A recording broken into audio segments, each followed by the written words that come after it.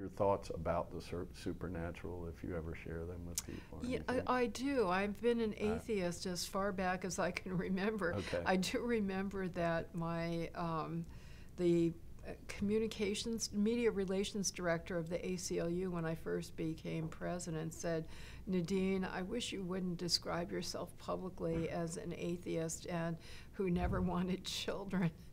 Which is, at that time, Doug, I think both positions were much less common or much less commonly voiced than they have become. Yeah, yeah. I never, until a few years ago, had never even heard the phrase childless by choice.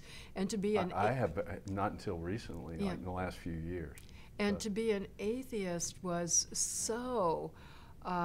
made you so suspect, again, all across the ideological spectrum, but that has become much more common, although I understand that a little bit analogous to politics, where people will have some sense of spirituality, but not be affiliated with a particular church. I wrestled with those issues when I was a teenager because I was deeply in love, the first love of my life, who's still a very dear friend who lives in North Carolina, so I'm very happy to go there. And he was a very devout Christian. His family, his parents were both very devout Christians, and they banned him from dating me unless I would become a Christian. Really? And he was allowed to take me to Youth for Christ rallies and to church services. They were Baptists. And I went to both, and I really, really tried to believe, because, I mean, they were inspiring. They were, in many ways, decent people. I loved him. I wanted to be able to spend time with him, but it just didn't take. Well, you know, just on the term itself, I don't like the word atheist, okay, because just what you said, I tend to refer to it as a naturalist maybe or something, I don't know. Secular humanist. It's, yes, exactly, or human secularism, whatever.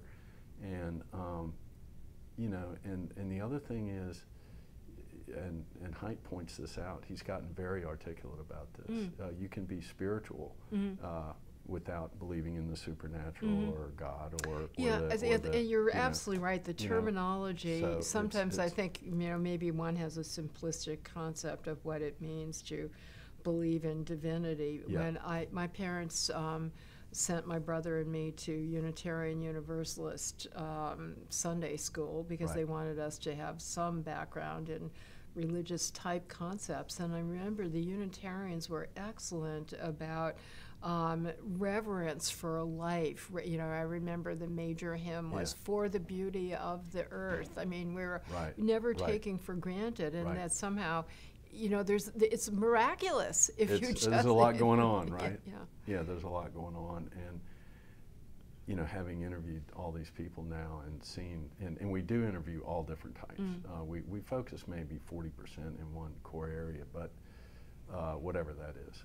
But I mean, take Bart Ehrman, for example. He's a well-known professor at Carolina. I actually am a Virginian living in Richmond, and I went to both schools for 4 years.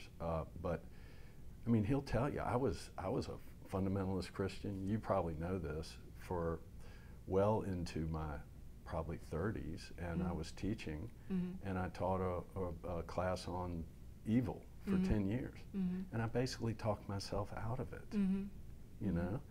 And so it just, we all have our own journey. The other thing, I think that whatever the spiritual thing is, it can be like being a great basketball player or not. You know, I'll never be Michael Jordan, right?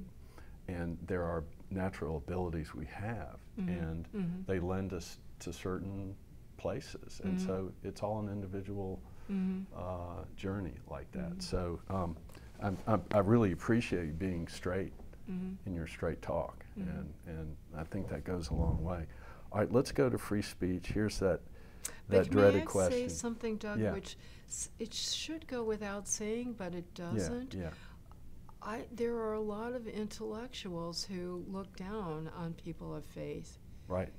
and think that, you know, you must be benighted, or you, and Robbie George has actually talked to me about this when I've asked him, you know, wouldn't a student who knows that a faculty member has certain views about race extracurricularly, might they not feel that there's an implicit bias in the classroom? He said, no, I know all of my professors thought that there's something, you know, benighted about somebody who's a devout Christian, but I did not hesitate to take their classes.